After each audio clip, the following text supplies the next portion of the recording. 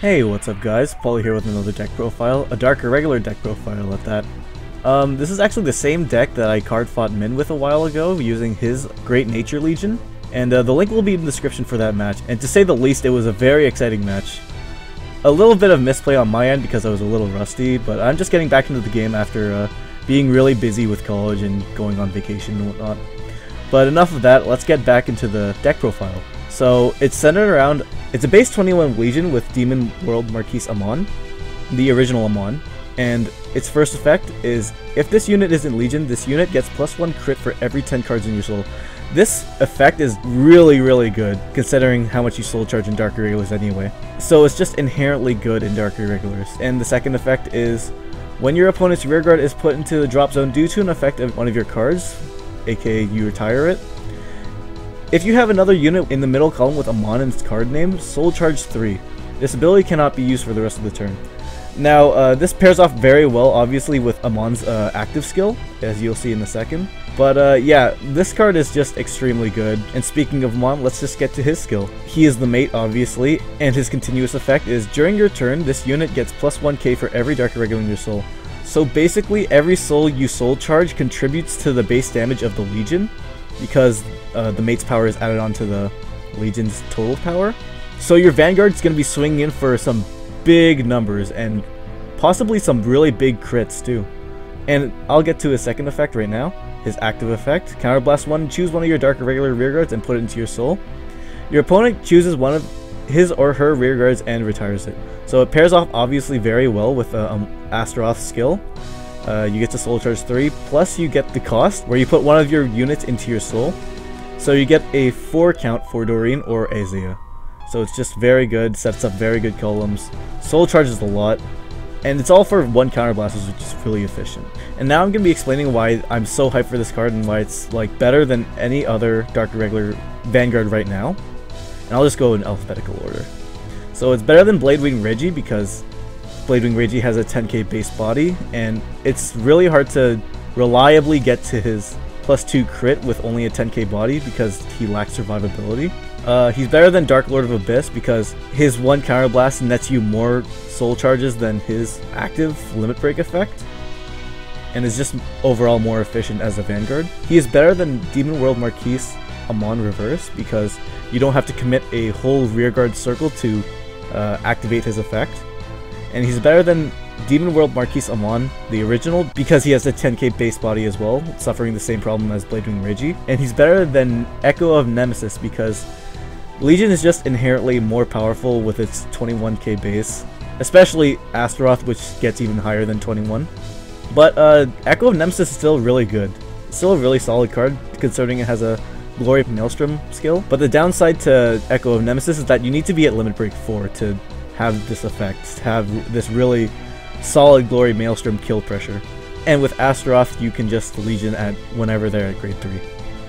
So moving along, Break Ride. He doesn't really need a Break Ride. Astaroth is better than Moaf because Moaf is just a really weak card. Doesn't really provide much pressure in terms of Vanguard pressure. He's better than No Life King Death Anchor because No Life King has just a ridiculous cost for his skill, which is, it is an actually really good skill, but the cost is just ridiculous and it just burns through your deck way faster because you're soul charging anyway. So it's just, I just don't know how to feel about No Life King. I just know that he's worse than Astaroth and most of the other Dark Irregular bosses at that. And lastly, he's better than Psychicer of Ash Hadar.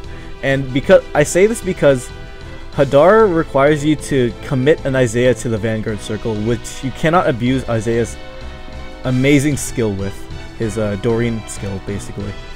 And yeah, I just find it's a waste of an Isaiah to just Legion with. So an Isaiah gets his boost whether it's Hadar or Astaroth in the Vanguard circle, as long as it's in Legion. So speaking of Isaiah, let's move on to the grade 2s. If you don't know what Isaiah does, his skill is, during your main phase, when a card is put into your soul, if your Vanguard is in Legion, which it should be, this unit gets +3k until the end of the turn. So basically a Doreen clone if your Vanguard is in Legion. And this is very good. This is your optimal attacker for your rearguard column, especially if it's boosted by Doreen. but we'll get to that in a second. We're running 4 Hell's Draw, and all of the House of Amon support is just really good in Astaroth because Astaroth actually has Amon in its card name, and obviously the original Amon also has Amon in its card name. So any House of Amon support you can run in this deck actually, but I just prefer to run Hell's Draw and Hell's Deal. And this skill is when you place this on a rearguard circle, you can Soul Charge 2, which is a Flirty Succubus, except you get to Soul Charge 2 if you have an Amon in your Vanguard circle, which is just really good, obviously. And last of the grade 2s, we run 3 Gwyn the Ripper. His skill is Counterblast 2, and you get to snipe a grade 2 or less rearguard. Good for dealing with pesky other rearguards, starters, etc. that give you problems, and you can just snipe Winglebrave against Think Savior Abyss, and you basically just have a field day. And next we'll move on to the grade 1s. We run 3 House of Amon Hell's Deal, and it's the same as Hell's Draw. If you place this on a rearguard circle, you get to Soul Charge 2. Really good. And I forgot to mention the combo with Hell's Draw is that you can just place it on a rearguard circle, get the Soul Charge 2, and then eat it with Amon for his skill. So it's just really solid, because you just get a net +6 in Soul that turn, which is really big for Doreen and Isaiah. And speaking of Doreen, we'll move on to her effect. If you don't already know her effect, I'll just tell you again, because it's so good. During your main phase, when a card is put into your soul, if you have a Dark Irregular Vanguard, which you always will have, this unit gets +3k until the end of the turn. So basically, it's one of the best boosters in the game, because you Soul Charge so much in this deck anyway. And we run 3 D Creeper. If this card is in your soul, you get Soul Blast it and Soul Charge 2 more, which is another 2 count for Doreen, even though you're netting +1 in the soul. Still really good, really solid card. And we run 4 Perfect Guards, obviously. We can't run Quintet Walls because we don't have one, but even if we had Quintet Walls, you wouldn't be running them anyway because we burn through our deck with Soul Charging so fast. Alright, let's check out our starter now. For our starter, we run the grade 3 Searcher, Devil in Shadow, and we have to run this because it's really optimal to ride into Astaroth first instead of the original Amon. The original Amon is not your optimal ride by any means because it's a 10k base body, and you don't really get the benefits of having such a good card like Astaroth in your deck. And it subtracts from how many mates you have in your deck anyway because it's not hitting the drop zone, you can't Legion and put it back in the deck. So I like to run the grade 3 Searcher over Greedy Hand or the Amon Fate Collector because I just like the utility of the grade 3 Searcher more. So yeah, let's move on to the triggers now. We run 4 Heal, obviously, and we run 6 Crit, 4 of them being Dark Knight of Nightmare Land. The effect is you can put this into your soul from a rearguard circle, and you get to choose one of your Dark Irregular rearguards, and it gets +3k until the end of the turn. This contributes to Doreen and Isaiah's soul count, and you get to boost something by +3, which is still really solid for a trigger. And you run 2 vanilla crits, and we run 6 draw, 4 of them being Hysteric Shirley. And her effect is, if you move this into your soul, if you have a Dark Irregular Vanguard, which you will, you can Soul Charge 1, so this contributes a 2 count to Doreen and Isaiah's skill. And we run 2 vanilla draws. And now I'm just going to explain some combos with this deck. Obviously with Astaroth, if you get his skill off with a Mon skill, Isaiah becomes 21k because of the 4 count.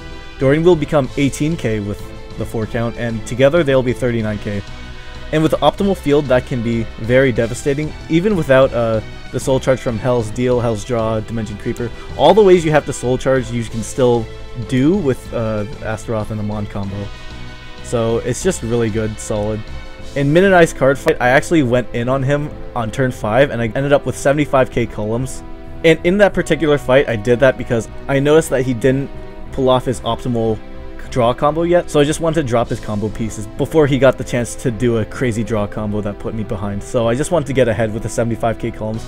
This deck is just really good at just pumping up Isaiah and Doreen, which is the win condition of this deck actually.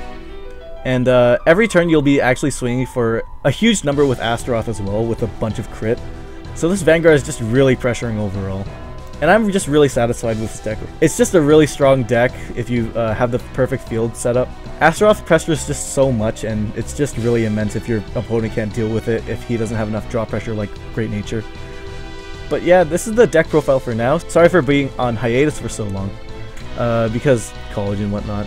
But yeah, that's been this Astaroth deck profile. If you have any suggestions, leave them in the comments below. We read all our comments, so, you know, feel free to drop by. And that's the deck profile for now. This is Paul from Vanguard Heroes, signing off. Peace.